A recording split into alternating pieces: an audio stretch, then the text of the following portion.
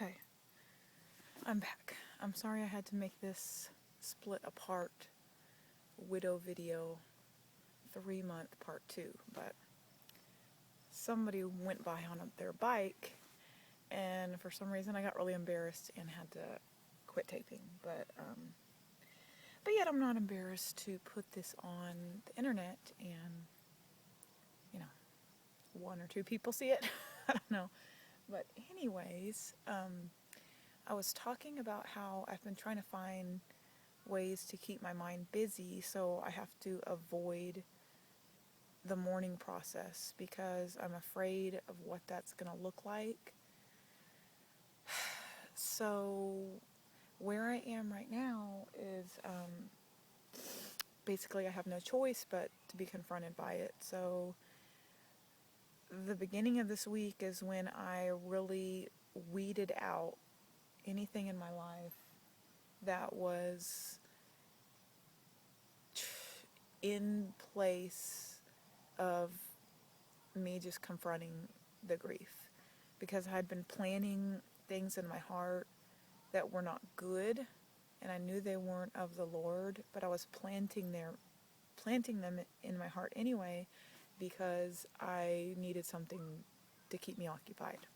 So the Lord, after prayer time and quiet time with the Lord, which He's been you know trying to get me to do for many weeks, I realized that I needed to pull out some weeds out of my heart, which I was really having a good time with my weeds, and not weed, like I don't smoke weed, okay, but having a good time with my weeds that I didn't want to pull them out, but I knew they weren't good. I knew they weren't going to get me anywhere, and I knew they were just going to hurt me in the end, just like little sticker burrs I had planted, and so I had to get them removed.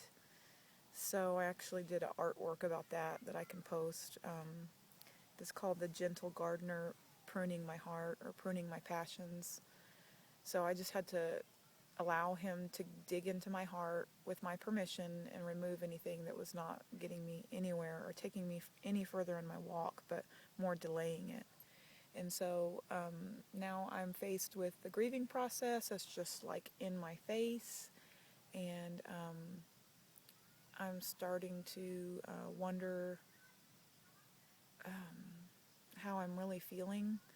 And it was a really hard week at school. If you don't know, I'm a teacher, and it was really bad. Like, I had to leave the room and go outside and cry, and I know my kids heard me, and I walked back in the room, and it was very awkward, and I don't know, but it was just really bad, and I just wanted to just shut the world away and just be by myself and cry in a closet, which I did cry in a closet.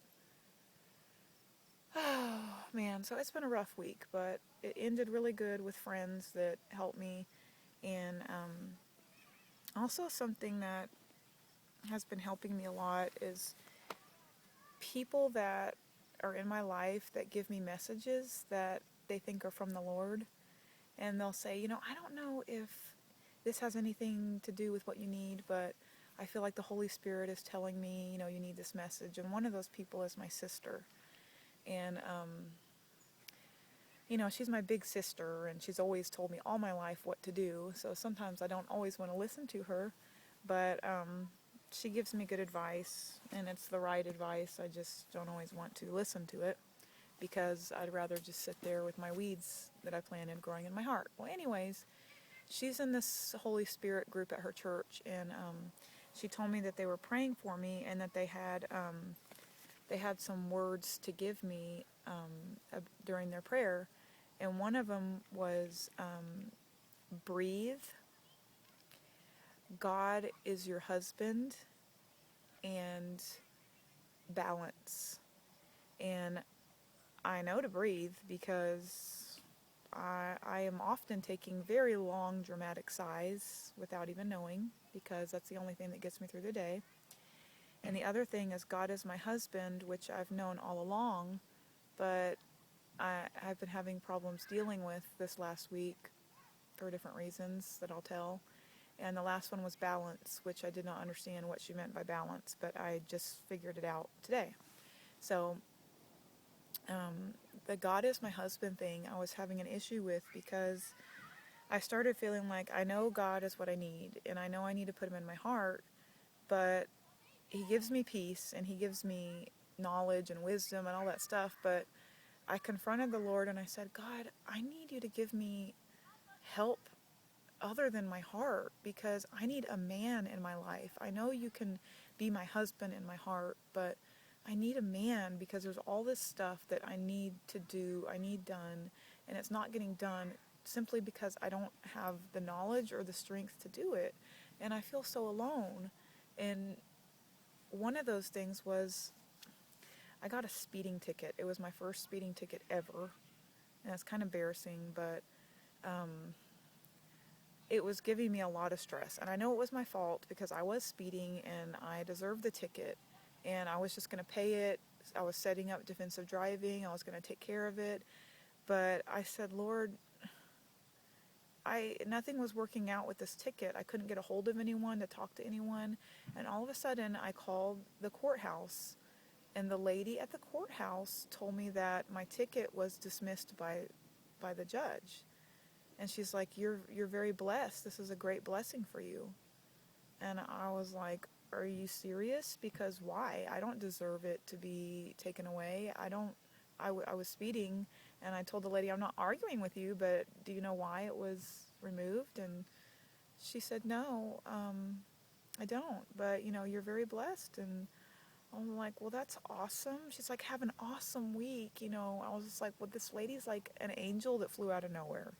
And so when I hung up, I actually had to call back because I was like, what if this lady was an angel and she disappeared off the face of the earth and she told me my ticket was gone, but it's really not. So I had to call back and ask her name because I was like afraid that this was a dream, an awesome dream. And I called back and she gave me her name and she was still super sweet and the ticket's gone. And after I got off the phone, I was like, Lord, you are taking care of me. I don't know what I did. I did nothing to deserve that, but you handled it like you are my husband, and you'll take things away. If I've learned my lesson, you'll take it away. And I was just so relieved. And then what happened today with the balance? Well, I came to the nature preserve because I wanted to ride my bike. And I've gone to all this trouble to get a hitch on the back of my new car to bring my bike to the nature preserve. And I spent about 30 minutes before I got here trying to get it all hooked up. And I got it hooked up, but you should have seen me trying to put my bike on it. I looked like an idiot. And I was like, I need a man to do this for me. But I guess the Lord wanted me to just forget about the bike and come down here and just walk. And that's good because as I was walking, I saw a lot of things that I wouldn't have seen on my bike. And one of those was as I was walking down the pathway over this swamp, I looked to my side and I saw a bunch of sticker burrs, giant sticker burrs. I took a picture of them. They were huge. And all of a sudden, all these images are coming together. The Lord's been showing me things about sticker burrs because, first of all, that's a weed that grows and it's painful. And that's what I had growing in my heart was a weed covered with sticker burrs. Also, the day my husband died, he had spent an hour or more on his knees in the front yard removing sticker burrs from the yard so that my girls could run around in the yard and not be scared of getting hurt and not have a boundary they had to play around. And he removed those sticker burrs by hand. And also, this is not a pretty image, but when I found my husband laying on the ground that day after he had been mowing the grass, he had weed killer laying over him in his hand. He was holding the weed killer, and I didn't think of anything of it then, but I feel like the Lord is showing me that that was like his final message to me, like, remove the weeds. And as I was walking down this path today, I saw those giant sticker burrs. And I had heard somewhere this week someone of faith saying that when you're walking down the path of life, there's high places like plateaus on one side and there's valleys on the other side. And when you get off the road that you're walking towards Christ, when you go on the plateau, you're filled with with thinking that you're like this awesome person, having a lot of pride and being very egotistical. And that is not a good place to be. It's very dangerous. And the other side is a place that goes down, where you're in constant self-pity, feeling sorry for yourself, feeling unworthy, and none of those places are where we want to be. And that's where I found the sticker burrs were on the side that was going down, like feeling sorry for yourself. And I think the Lord was telling me right then as I was walking that you don't want to go. You don't want to go anywhere but with me. You will get hurt. And yes, I'll take you back, and I'll just be sitting here waiting for you on a little bench by the road. And I'm going to wait patiently for you, but I don't want you to go down there because I know what's going to happen. So I just know that I need to get time alone so I can hear his voice, because when I retreat like this to hear his voice, he's telling me so many things. He's just showing me things that I would not have learned with all those weeds in my heart, with all those things that kept me occupied. Because all he wants me to do is just sit still. And he's already told me he wants me to climb up in this cocoon and trust him enough for me to rest and me to relax and be in a place of change so that he can work on me. So that when he's done working on me, I'll be renewed and I'll have a new strength and I can fly and I can do something amazing that he wouldn't have let me do before because of all the knowledge I didn't have, like all the things I gained from my pain, that it's okay to be in pain and that he sees me. And with all this pain, he's storing it for me in heaven, because what we go through here on earth, all the hurt, all the pain, it's not for nothing. It's not just in vain. He's going to do something with it, something marvelous. And all we have to do is just trust him. And even though we can't see the end of the road and all we see is sticker burrs and things on the side, if we just keep our eyes on him and not look down and just know that he's at the end, that he's going to make it easy for us. He's going to make the road smooth, and he's going to get all the stuff out of the way if we just follow him. And the only way we know to follow him is if we're listening and paying attention. So we can't be busy all the time and putting stuff in our life that's nonsense, that goes nowhere. And that's like our dreams and false things. So I just pray that you, just like I'm trying to do every day, remove the weeds from your heart. If you know there's something there that God doesn't want for you, ask him to remove it.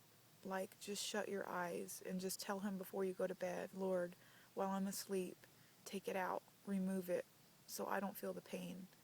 Because I don't want to live a life full of weeds that are distracting and growing so tall in my life that I can't see your face. I desire for everyone in the world to have the Lord, because without him, what's the point? Like, you're wasting your time. Just love him and trust him enough to walk towards him. And that's it. That's all I have for today.